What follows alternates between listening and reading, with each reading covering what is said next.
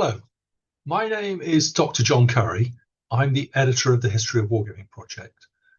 What I'm going to do is talk to you today about Don Featherstone. Don Featherstone was one of the founding fathers of modern wargaming. What I'm going to do is talk about a subject, his war, 1939 to 1945. Underneath the title is his service record. But what does it actually mean? What did he actually do? And how did it influence his later career, writing in military history and, of course, wargaming? Well, I did a 5-minute interview with Don Featherstone, took a lot of notes. It's available on YouTube. But let's talk a little bit more in depth than 5 minutes. So Don's war began in London. Well, he was born in 1918 and his father walked out when he was 7. So his family had to move to Paddington, and he lived with his mother and brother in 2 rooms in a basement because they rented out the upstairs of the house in order to pay to live. After school, he had many jobs. He didn't really stick in anything. Then war broke out. So he was going to join the Territorial Army, Queen Victoria's Rifles, but he met a girl, Nancy Featherstone. It's interesting, it was the same name as Don's. On the night of his 21st birthday, all his friends had joined up Queen Victoria Rifles, and they were either killed, wounded, or captured on the beach in Calais in 1940. So was this Don's luck, or was it Don's judgment? Well, there's several versions of the story. One is the fact he met this girl, he dated her, and then he was too late to the recruitment office and they were full. And the second one is he was determined not to join the infantry, although his friends were going to. You see, he'd listened to stories by his father, his uncle, and they were graphic stories of war. But he'd also talked to many veterans in the slums of London. He'd met vets from the Boer War, the Sikh War, the Zulu Wars, and of course many from World War One. Interesting, actually, the Zulu Wars. I think it was, my brother and I thought it was 2 wagon drivers, they must have been quite young at the time, who were there with the supply convoys, but they were actually in the Zulu War. And Don sat by them on the steps of the slums of London talking to these people. Now, Don said to me he knew he didn't have what it took to fix bayonets and go for the top. He said he just didn't think he was the man for it. So he had some rules before he ever went to war. So in some ways, he was a veteran before he even started. He said, never volunteer for anything. War is dangerous. If volunteers are asked for, the task must be really, really dangerous. He said, never join the infantry because they take the casualties. Never take unnecessary chances. You know, you have to take chances in war, but is it necessary? Think about it. Never go into any building first, even if the enemy have retreated. And he cited several examples where officers went into buildings, liberated buildings, and got blown up by German booby traps. Never be in the first tank, and never ride on the first tank because the first tank is always the one to get hit. Officers go first, they get the medals. And also, never stop near a direct fire target because that's the ones the enemy have pre-plotted artillery on. So he had a whole series of rules in his head before he ever put on his first berry. So the RAF and Navy were full. The recruitment centre sergeant tried to get him to join the guards, and Don said, no, I'm not tall enough. And the sergeant immediately said, oh, hang on, we've just reduced the requirements. So he tried the General Service Corps or the Pay Corps, but they looked at him and said, you're too fit and healthy. He was desperate to avoid joining the infantry. So he went into the Royal Tank Regiment. He was the first recruit into the Royal Tank Regiment, which meant he got sent to Bovington, and for 3 weeks he was in the camp on his own. Plus the NAFI girls he remembers. So he did 3 months recruit training. And during that training, the orderly sergeant walked in and said, can anyone type? Now, in the army, if you haven't served, you'll be very careful when you aren't volunteer and say, yes, you can, because sometimes it's a trick and the person saying yes then immediately cleans the toilets. But Don could type 60 words a minute, which, you know, that was extraordinary for a man of his era. And even more extraordinary, he could actually do shorthand. So as soon as Bovington realized he could do this, he was promoted to Lance Corporal within 3 hours This did mean he was the only person in the Royal Tank Regiment who was never taught to drive. So, was that Don's luck? Did this save his life, becoming a typist? Well, training. Don always liked comradeship. He loved playing football and he enjoyed the training. He said, comradeship is the essence of it all. And he said, everything I've done, everything I've been or done, I owe to the British Army. It taught me self-reliance, adaptability, respect for other people. He was a clerk to the second in command of the garrison, which meant he learned how a military unit operated. Well, it did mean he never actually saw any bombing in Britain. He did see the Battle of Britain when walking on the cliffs of Dover. When he went on London to leave, he was shocked, saddened, horrified by what he saw, and he said he was glad to return to Bovington. He was in Bovington for 2 years until spring 1942. He was just too useful to post anywhere. But he got raked out because they needed to make up strength for the North African landings, and he got posted to the 51st Royal Tank Regiment. He was the first Southerner to join the Northern Unit, and he said they were a marvellous bunch of men. Couldn't have hoped for a better unit to have served with.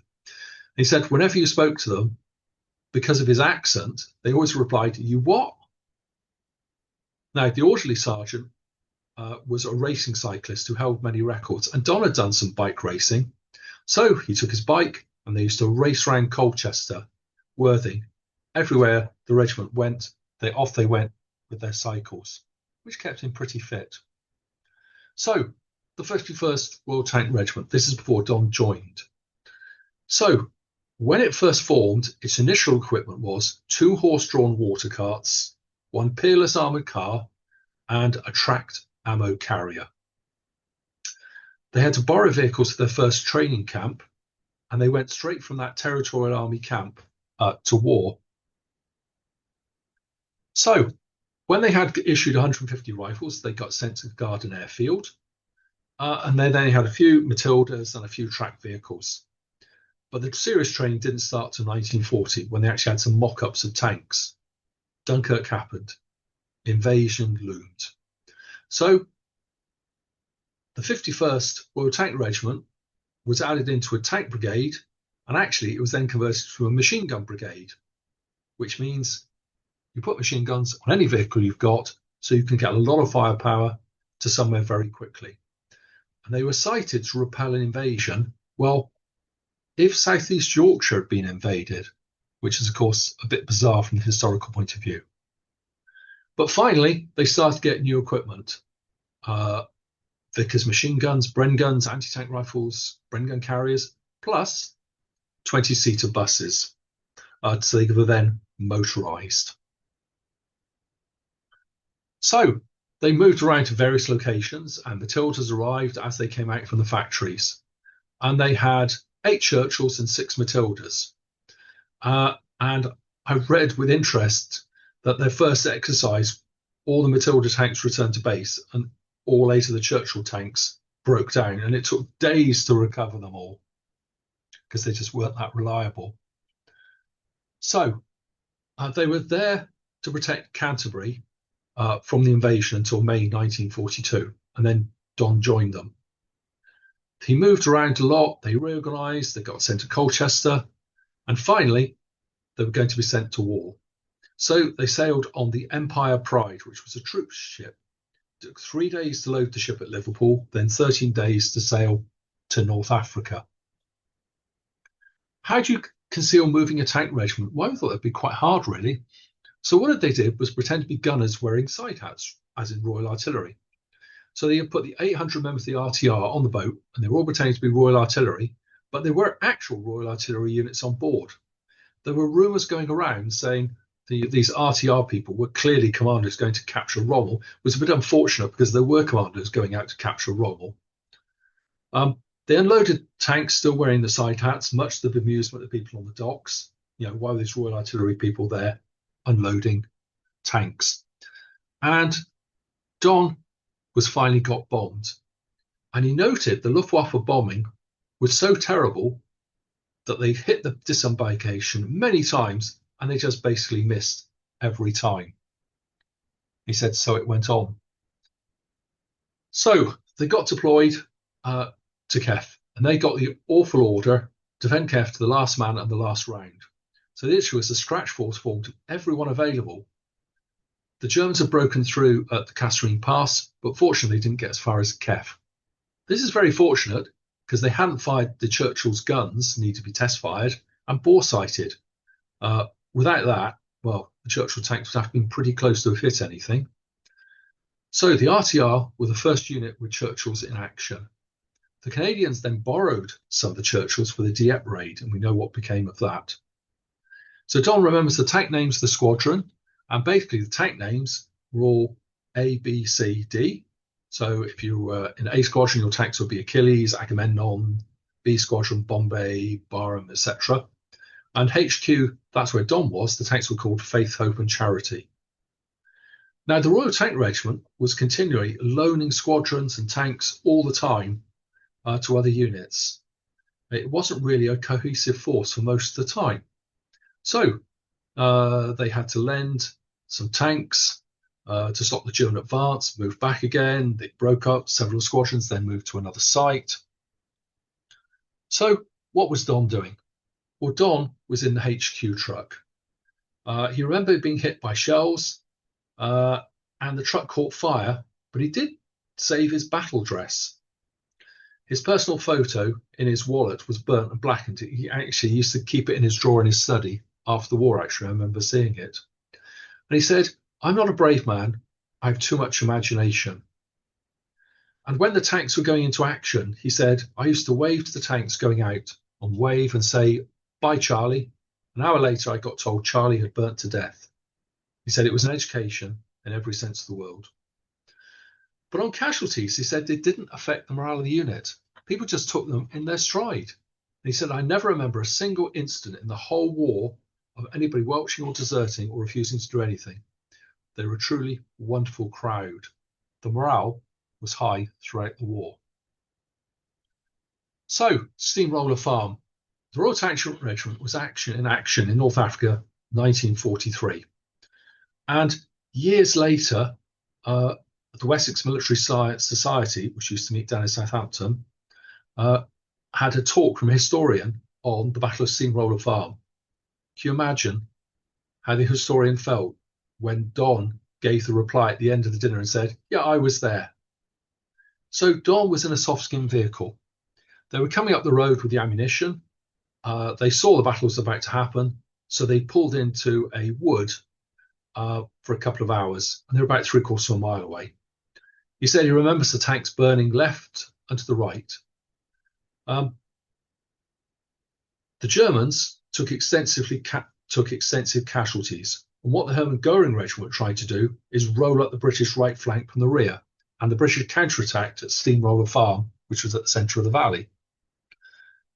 So 2 tanks sneaked down a causeway. A German 88mm gun fired 2 shots at 200 yards or less and missed twice. Actually, the Churchill tank, the 2 tanks were firing back and they missed the German guns as well.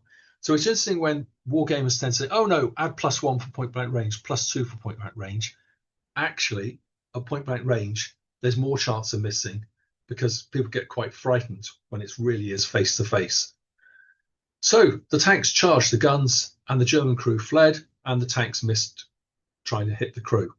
So the 2 tanks then crawled to the top of the pass, and they fired until they were short of ammunition.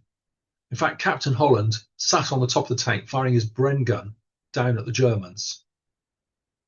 On the way back, Holland's tank broke down, so Lieutenant Renton then towed it back. Now, Don's memory of how many things were lost is different from what the history book said. I know Don's quoted 126 wheeled vehicles and the history books say 25. Surely it can't have been that. But Don also disagreed about the number of German tanks which had been hit.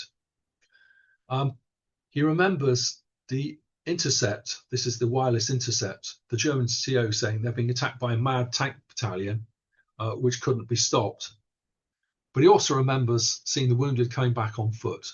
Lieutenant Lang was killed, and Sergeant B, whoever they were, pulled out the remainder of the crew from the burning tank and managed to save the rest of them. Now, Captain Holland, DSO, and Lieutenant Benton, MC, these were the people who took the two tanks forward and were firing down on the German advance and stopped it. Don always used to tease them and say, I should have written a better citation, and maybe, the captain would have got a VC. So Holland was a very respected officer, quiet man who had been a sergeant. He was a soldier's officer, which meant if you're on duty at night, he would come and talk to you man to man. At the post-war regimental dinner, Captain Holland used to come along with his driver, Mitten, arrive after lunch at the Queen's Hotel and sit with a beer in the bar or the lounge with coffee when the bar was shut. And they used to refight the Battle of Steamroller Farm. And he remembers many times being told, literally, they were fighting it piece by piece. And the captain would say, and then I told you traverse right. And Mitten would say, okay, no, what you should. Anyway, Mitten died Christmas 1998.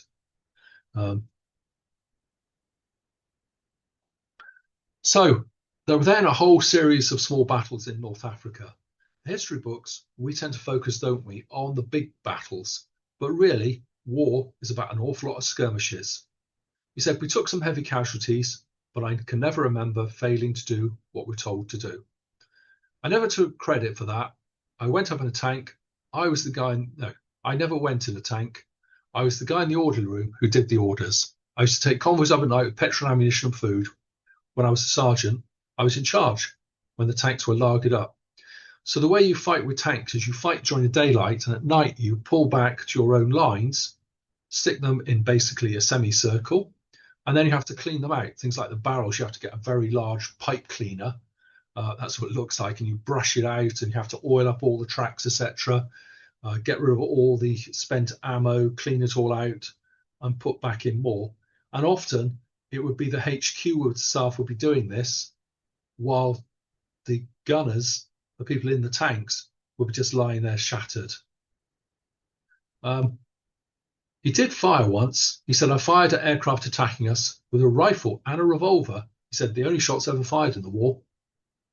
He said, the Churchills were there purely assault tanks to break through. They were very good at that. Faster tanks, more reliable tanks had to exploit. So there was an encounter battle, there was a defence, there was an attack versus anti-tank guns.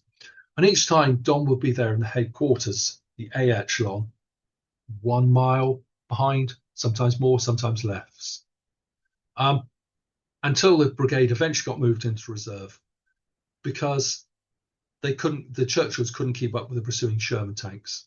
So they stayed in North Africa for 10 glorious months until they were ready for Italy. So what did he do during these battles? Well, he was in the soft-skin vehicle. One of his jobs was to recover surviving crew of brewed up tanks and take up the new crew. So if the tank could be repaired, or if you lost a gunner or a commander, you take one up and put a new one in. And he remembers once by the time he got back to HQ, the tank, which had lost all its crew, had lost the replacement crew as well. So he had to go back again. Now, why did no one shoot at soft-skin vehicles, or particularly his? Was it Don's luck? Or was it, if you're in a confused encounter battle, if you fire your main gun and your machine gun, well, that means you may not have a round up the spout with your main gun. So if you actually see a real threat, like an anti-tank gun or another tank, you take a few seconds to reload because, you fire, there's the flash, the dust, the shock, it takes a number of seconds to reload. So is it better if it's a soft-skin vehicle, which is no threat, not to fire at it? And if you fire with a machine gun, that might alert someone else who's got an anti-tank gun where you actually are. So Don always wondered whether it was not just luck, it was both sides tend to avoid shooting at the soft-skin vehicles unless there was nothing else to shoot at, because, a truck is not a threat to a tank or an anti-tank gun. Well, they didn't go to Salerno, so they did intensive training and live firing exercises with the Canadian 1st Division. And that proved its worth. It took 2 days to sail to Naples. So North Africa, now in Italy. So they tried to rush the Adolf line. It failed. And there were various attacks. The losses were pretty heavy. But they then did the final attack. Now, General Alexander came up when Don was looking at the burnt out tanks. And General Alexander said to Don and the other staff there that it was the proudest moment of his life. I thought it would take 3 weeks to break the line, but the RTR had done it in 10 hours. The Canadians had taken such heavy casualties, they got withdrawn into the General Reserve. So when they reorganized the RTR, they just had 17 tanks on the way to Rome. June 6, 1944, news of the Normandy landing. And Don said he remembers that because the person said to him, I don't give a bugger. Are we going to get any leave when we get to Rome? And actually, Don never did get to Rome because the RTR went up the east flank. So he didn't get to Rome. I think he did right at the end of the war after the shooting had stopped. He remembers the hat factory. They helped themselves to hats. And Don had this beautiful broad-brimmed hat, which makes him look a bit like Van Gogh. When they moved up to the Gothic line for the next assault, once again, operational security said, we want to conceal the fact the RTR are moving up. So they had to hide their black berries. So they all wore these hats. Even the CO wore a hat looted from this hat factory. The Churchills then moved overnight on transporters. So they had new equipment. They had 2 Churchill tank troops and 2 Sherman troops. And he remembers various advance to contact. You advance, hit the enemy, take a few casualties, the enemy retreat. The Gothic Line battle. Now, they trained with the infantry battalions they were about to support. And he said it was almost a textbook tank and infantry cooperation throughout the Gothic Line battle. So he said when, for example, the DLI requested tanks remain with them for one night, it wasn't a problem. You know, they just did it because they were there to support the casualties. They all knew each other. They took casualties. They said they inflicted more. In fact, he said they did 11 river crossings in 3 weeks. It's hard, but they had Churchill tanks, you see, with Bailey bridges. And basically the tank would drive into the middle of the river, drop the bridge. And Don remembers being at the bank shouting because the radio operator had to take out the 19 radio set out of the tank when they bailed out because that was more valuable than the actual tank. He also remembers the bodies of the Canadian infantry on the hill. So the last battle, the Germans were well entrenched. They're trying to get across the Po River. They got attached to the 2nd Polish Corps. Now they were training, equipment, demonstrations, but there were still language issues because the Polish spoke Polish. But they attacked. They had fighter bombers, artillery, infantry advanced with crocodile tanks in support. That's the flame ones. Flail tanks cleared the mines. And then the squadrons, the 51st Royal Tank Regiment, was split into various actions. But he said now the Allied army was a formidable combined arms fighting machine and nothing was going to stop them. He remembers 7th of October 1944 dusk. The headquarters are bivvied up by a Bailey bridge across the river. And Don said, no, we should not. Let's move 1 mile forward or backwards, but not next to the bridge. But the regimental sergeant major overruled him. Now, no one knew the Germans actually had rail guns with a 9-mile range, and they fired. Don was on his side on his elbow, saw 2 red dots coming towards him. They got bigger and bigger, but Don didn't shout a warning. He knew if he shouted a warning, people would sit up. And so everything went up around him. Everybody in his group was killed or terribly wounded, except for Don. Don walked away unscratched. Don's luck? He was covered in blood and things. So Don was immediately promoted to sergeant, as the orderly sergeant had a bad shoulder wound. So someone's misfortune was Don's luck. There is Don in Italy on the few photographs I have of him. He remembered refugees in a convent which were being shelled by proximity fuses. He said, no, don't go into the convent. It's too easy an artillery target. And Don said he was the fastest man in the RTR to take cover. The bang was coming in. He'd be on the floor ahead of anyone else. He'd be in that trench. So October 1944, there were 7 leaves for all of the 51st Royal Tank Regiment to go to England. 5 people who won medals got the leave.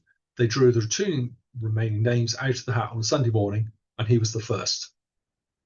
So, however, just before he went, it was Cambrai Day. That's the tank day. And by tradition, there was 6-a-side football, other ranks versus the officers.